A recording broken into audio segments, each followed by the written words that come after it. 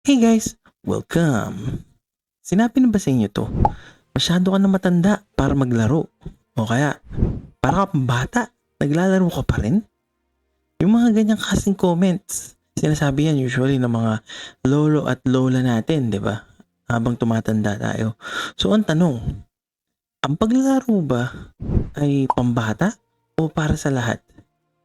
Every week meron tayong dalawang tanong. Ang tawag ko dito, the duality of my human experience. Like and comment down below kung magustuhan nyo itong video na to. Ano pang hinihintay natin? Let's go! So kita nyo naman sa thumbnail natin ngayong linggo guys. Si Steve ng Minecraft tsaka si Johnny Silverhand ng Cyberpunk 2077. So mamaya na natin pag-usapan si Johnny. No, dito muna tayo kay Steve. Kung mapapansin nyo guys, sa may lower left side ng thumbnail natin, mayroong PEGI rating na 7 ang Minecraft. Ibig sabihin, pwede siyang laruin ng mga 7 years old pataas, diba?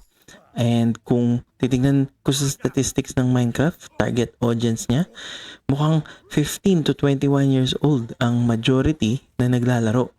So, mga high school siguro, hanggang college, ganun. Basically, nire-represent ni Steve ay ang side ng pambata, ang gaming. Sa kabilang banda naman, si Johnny Silverhand ng Cyberpunk 2077. Merong PEGI 18 naman sa lower right side ng thumbnail. Ibig sabihin, at least 18 years old ang pwede maglaro sa Cyberpunk 2077. And kung titingnan natin ang demographics ng Cyberpunk 2077, majority, so approximately 36% ng gamers na most likely to buy Cyberpunk 2077 is nasa edad na 21 hanggang 35 years old. So basically matatanda na kaysa sa Minecraft, diba?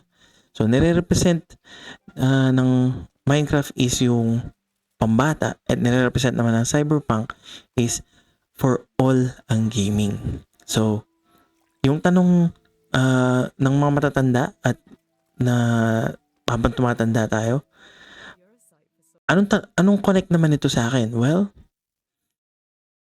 35 years old na kasi ako eh. As of the making of this video. So, nasa side talaga ako ng Cyberpunk 2077 eh, no?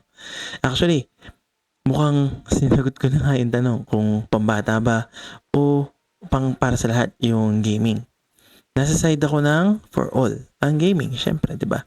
Pero usisahin natin ng masinsinan kung bakit nga ba para sa lahat ang gaming. Mukhang isa lang naman ang rason kung bakit. At ito 'yon. Mayroong laro para sa lahat, guys. So, try nating balikan yung mga baby or toddler days natin, no? O kaya kung may baby kayo ngayon, for sure, mapapansin nyo na meron tayong pare-parehong pagawa sa mga anak natin na bata pa. At yun ay magsabi ng mama o papa. Okay, maliban doon. Meron pang isa. Maglakad. Okay, sorry. Ito na. Sure na to. Isang common na pinapagawa natin sa mga chikiting natin is, okay, ready na kayo? Ito yun. Kumain ng marami. Hindi, okay. Sige. Joke lang. Maglaro, di ba? Halos lahat ng bata na healthy, pinapaglaro ng mga magulang nila. Imagine nyo to. Nasa harap kayo ng lamesa, kumari, katabi nyo yung anak nyo na 2 or 3 years old. Kung bibigyan kita ng kutsara, ano sa tingin mo gagawin mo sa kutsara na yan? Malaki ang chance, gagamitin mo siya sa pagkain, di ba? Baka ipang subo mo sa sarili mo or gamitin mong serving spoon, siguro, di ba? Eh kung bibigyan ko yan, same kutsara na yan, sa batang katabi mo, ano sa tingin mong gagawin niya? Malaki ang chance, ihahampas niya yan. Hampas-hampas niya lang yan. O kaya baka ihagis niya pa nga eh. O kaya, baka gagamitin niya yan para paglaruan yung pagkain niya. Diba? Napaka-normal sa isang bata na maglaro. To the point na kahit na hindi naman laruan, pinaglalaruan niya pa rin. Minsan nga, mas pinaglalaruan niya pa yung yung mga ganyan, yung kutsara, baso, upuan, mga ganyan. Kaysa sa mga laruan niya na binibili mo para sa kanya, di ba? Ngayon naman, imagine niyo na tumanda na yung batang yan, yung katabi niyo. mga teenager siguro, eventually madidiscover niya yung video games. Baka madiscover niya yung Minecraft.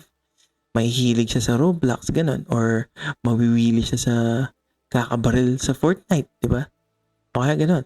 O kaya baka i-expose mo siya sa mga RPG tulad ng Pokemon, God of War, ganyan, The Last of Us.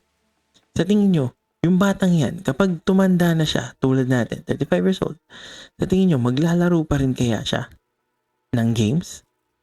Malaking chance na oo, di ba? Or kaya, kahit nga hindi video games ma-discover niya, baka ma-expose naman siya sa blackjack, poker, mahjong, pusoy dos, mga ganyan, di ba? Basically, mga sugal, mga pang matatanda. Ang point lang dito is, sa lahat ng age group, sa bawat generation, meron at merong susulpot na lalaruin ang mga tao. May expose at may expose ang mga tao sa laro. So, kung meron mang taong magsasabi sa'yo ng ang tanda mo na, naglalaro ka pa rin ng ganyan, huwag kang basta-basta magigilty. Kasi for sure, kahit yung matandang yan, na tao na yan, naglalaro din yan. Hindi nga lang siguro video games. O kaya baka nga wala lang talaga siyang oras, ganun, na maglaro. Kasi baka 3 yung trabaho niya. Pero, for sure, oras na magkaroon ng apo yan, makikipaglaro at makikipaglaro yan sa apo niya. Ipapasa niya yung mga nilalaro nila dati. Baka patentero, ganun. O kaya, baka chess grandmaster pala yung lolo mo. At tulad nga ng sinasabi natin sa video last week, basta walang nasasakripisyo na ibang bagay or ibang tao, basta hindi ka sumusobra, basta masasabi mo na, oh, free time ko na to. 1 or 2 hours sa isang araw, siguro, okay na okay lang maglaro. Sipin mo na lang, mas okay pa maglaro ka ng 1 hour, kaysa sa manood ka lang ng movie, di ba? Nang ikaw lang mag-isa. Nakatunga nga ka lang nun eh. O kaya, mas okay nga maglaro kaysa mag-doom scrolling ka sa Facebook or YouTube. O kaya, makipag-debate ka sa X, di ba? Siguro naman yung pagiging magaling sa Fortnite or yung may experience mong kwento sa Kingdom Come Deliverance ay mas valuable pa kaysa sa nakatunganga ka lang, diba? For sure, mas magandang magbasa ng libro o kaya mag-aral o kaya gumawa ng laro, magtrabaho ng second job. Ang dami pang ibang mas magandang gawin kaysa maglaro. Pero, as long as free time mo yung 1 hour na yan, nasa sa'yo kung anong gusto mong gawin dyan. Kaya ano pag hinihintay mo? Try mo na tong Kingdom Come Deliverance. For sure, bibilin ko yung 2 kapag natapos ko na to. Gambare. So, ano pang hinihintay nyo? Para sa inyo ba? Pambata ba yung gaming? Or baka ngayon nyo lang na-realize na lahat pala tayo naglalaro at some point in our lives. O baka naman meron kayong iba pang opinion kung bakit nga ba pangkalahatan ng gaming. O kaya pambata siya, di ba? Pag-usapin natin sa comment down below. Kung umabot kayo dito sa part ng video na to, thank you. And kung gusto niyo pa ng mga ganitong klase ng videos, subscribe for more. And kung magugustuhan niyo naman tong video na to, like and comment down below. Share this video sa mga taong tingin nyo na magugustuhan din ang ganitong klaseng mga usapan at content. And as always, I am the Lion Man.